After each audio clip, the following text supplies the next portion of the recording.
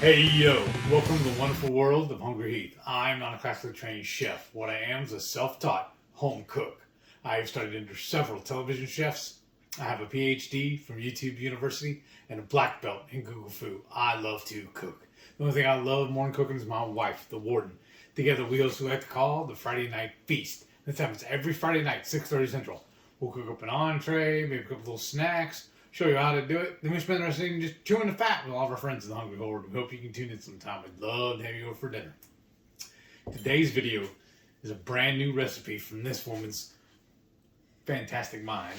And this is actually our February channel member cook-along. Oh, so if you want to join every month, whenever you hit that join button right there, you can then be part of our channel members, where every month I create a recipe and then show you how to do it. You get early access to the recipe, and then we have a monthly live cook-along, which you can either join us on cooking with it, or you could just watch us and cook it when you want. So this month's cook-along, we are calling, or I should say February's, is the Texas Kraut. And it is a ferment. So I thought so many of y'all are getting into fermenting. So here's just another idea that you could do, and it's so customizable as you do what you want with it. Wow. So, are you going to try it, or? Yeah. I don't know if I was allowed to. We should have got spoons. I'm getting out of the bowl a little easier. Mmm. Mmm. Oh, wow. I got a little ginger with that one. Oh, my goodness. This is so good, y'all. It is. You're going to want to make this, so keep watching, and we're going to show you how you make this quick and easy, delicious ferment now. We'll be going back for more. To get started on our kraut, we of course want some cabbage. I like just the regular cabbage. You get fancy if you want to do Napa, but this is going to work fine, and we're going to shred this up. I'm going to use 3 jalapenos. You can increase or decrease depending on how spicy you want it. And then we're going to use half of a yellow onion, and we're going to do it in strips as well, so about the same size as the cabbage. And then I've got 1 large shredded carrot. Make sure you do take the skin off. And then for our seasonings, we're going to have 5 cloves of garlic, about a teaspoon of fresh ginger, and a teaspoon of turmeric. If you don't have it, I would say definitely get the ginger. It'll be worth it. But the turmeric is optional. I have it. It's fresh from a farm, so I want to use it. And we will peel the skins off of these as well. And then we will need, of course, for our ferment, you've got to have salt. And I think Redmond's real salt is the best, y'all. So we're going to use this. Now, I am also, I would say, cheating. So if you have already some ferments, you could take a couple. So 2 tablespoons of the juice from another ferment, or kefir milk whey, the whey from kefir. You can use 2 tablespoons of that, or you'll just end up using a little more salt. And, of course, the final thing is you want unchlorinated water to tap all this off. So I'm going to get started on shredding the cabbage and getting all the peppers shredded, and then we'll show you after it's all done. So have a large clean bowl to mix everything in. So we've got our diced jalapenos, and then Heath is finishing up the onions right now. And then I just rough chopped the garlic, ginger, and turmeric. I like to be able to see it throughout the ferment, but you could definitely get it smaller if you want. And I'm just going to add this all to the bowl. On the cabbage, what I like to do is pull off the outer leaves. So I've got 4 leaves here. What I'm going to do is then wash these thoroughly.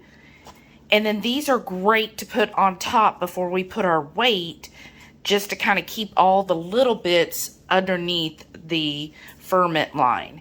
So I'm going to have Heath wash these well while I shred up this cabbage. And I'll probably only use, I'm going to start with 1/4 of this head of cabbage. It is kind of a small head of cabbage. I'm going to start with 1/4 and see how that goes. And then I'll let you know how much I end up with. Now that I've got the cabbage shredded up, and I kind of loosely broke it, but I'm going to add the tablespoon of salt. Get that all on there. And then my wonderful husband is already gloved up with clean gloves, and he's going to start mixing and squeezing as he mixes. Yeah, just squeeze it, kind of get some of your frustration out. All right, now tell us, why are we squeezing it? What does that accomplish? So what you're doing, all of that salt you're mixing in, and the salt is then going to start pulling liquid out of the cabbage and the other vegetables, and then that's going to help with making our brine, because we want a nice, pretty brine. So we're going to do that and kind of let it rest for about 30 minutes before we start actually putting it in a jar.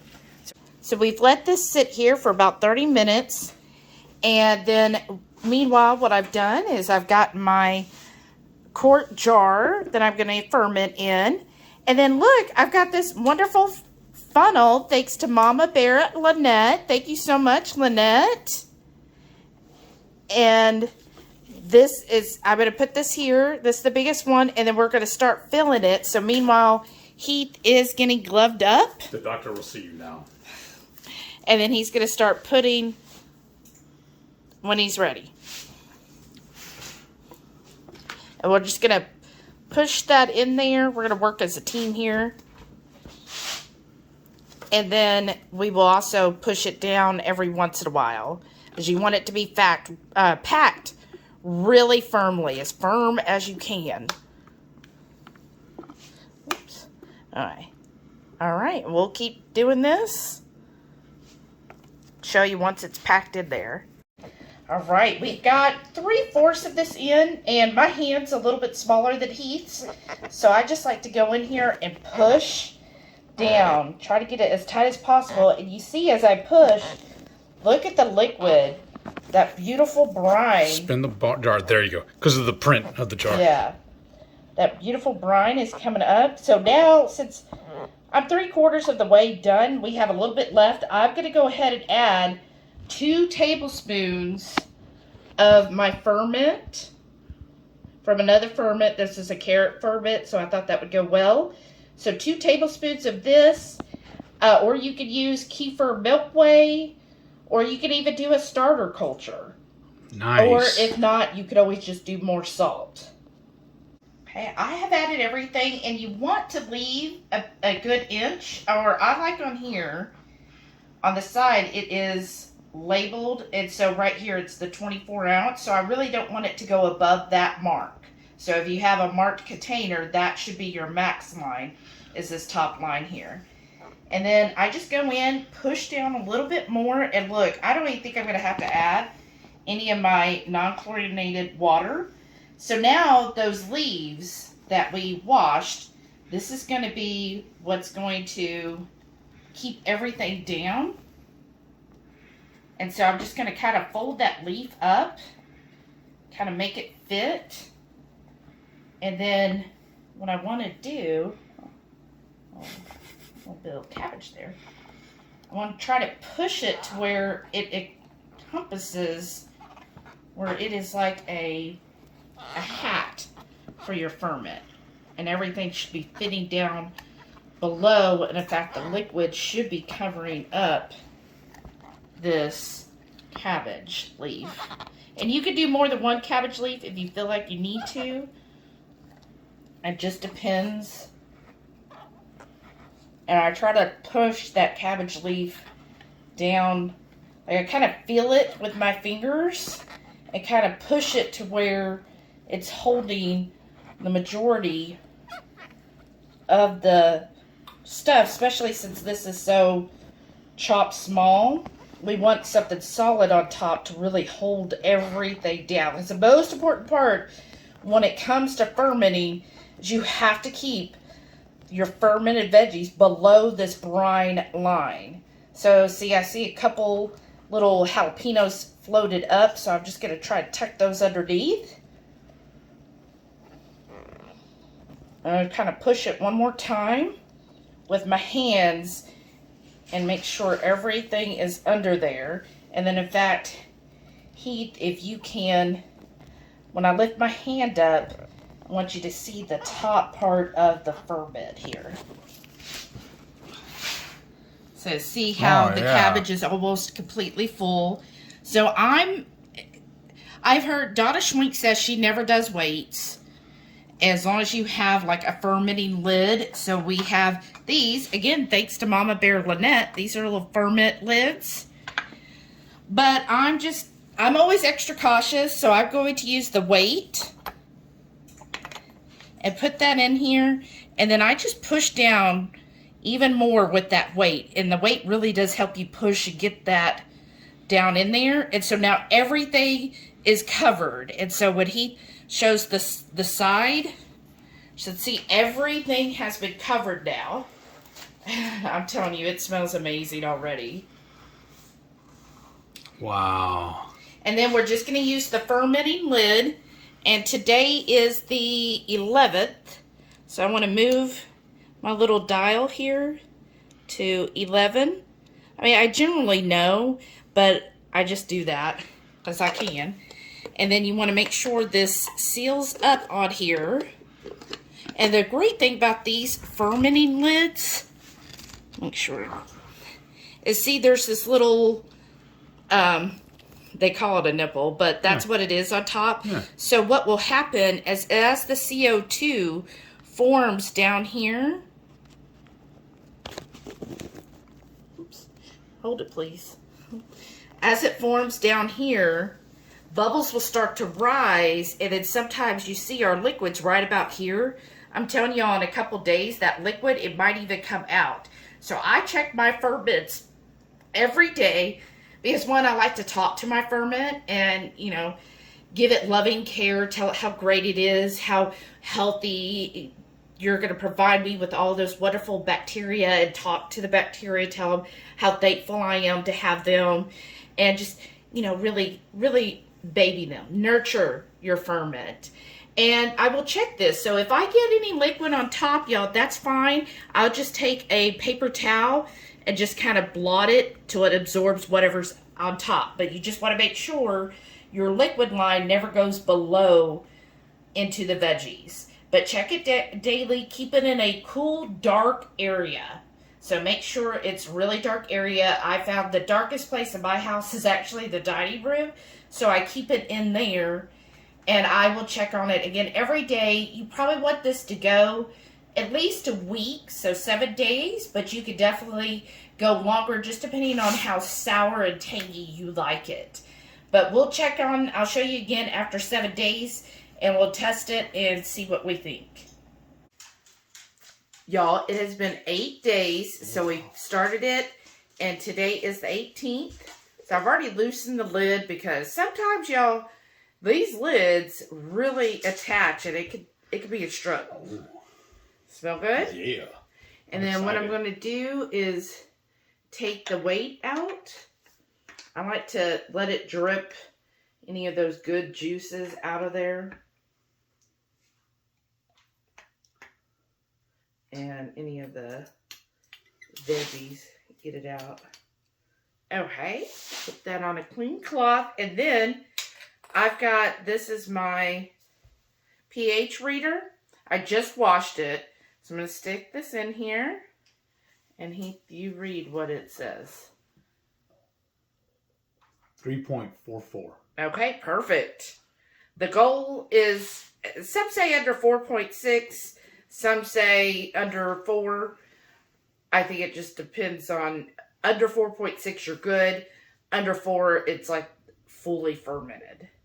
All right, and we still got that juice, and I think on top we should have, leaf. The whole cabbage leaf. Now it stayed submerged the whole time, and you just want to check and make sure you don't see anything on top. I mean, if you see a little bit of mold, you could always just pull that off because you have those big leaves. Or if you see any Kanya yeast, that's like the white stuff, you can also just scoop the top layer off. The Kanya yeast, it's not going to harm you at all. It just kind of makes the flavor maybe a tinge bit bitter. Okay. But this looks great, right? I don't see anything. No, I don't see anything. It just looks great. Yeah, and we'll pull the leaf to the side because to me the leaf is still good. You know, since it fermented well, to me that's good to then like be great on top of a burger. Right? And then we'll just go in here and try a little bit of the kraut. There, I'll let you get yours. I have a tendency to drip, so I'm going to use this. Oh, that's really good. Mm-hmm. That's way good, actually. Wow.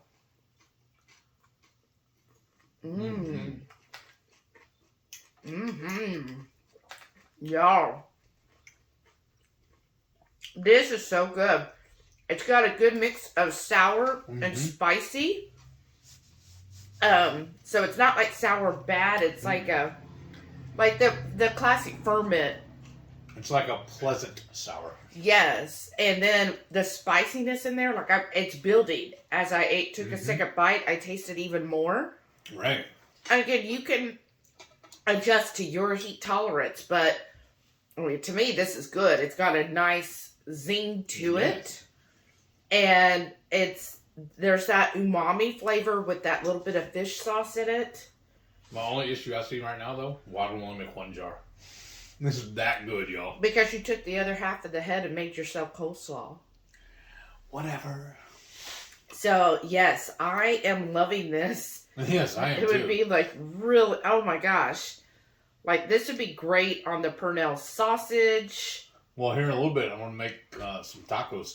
I'm going to put that on there as like a garnish. Mm-hmm. That's going to be really good, actually.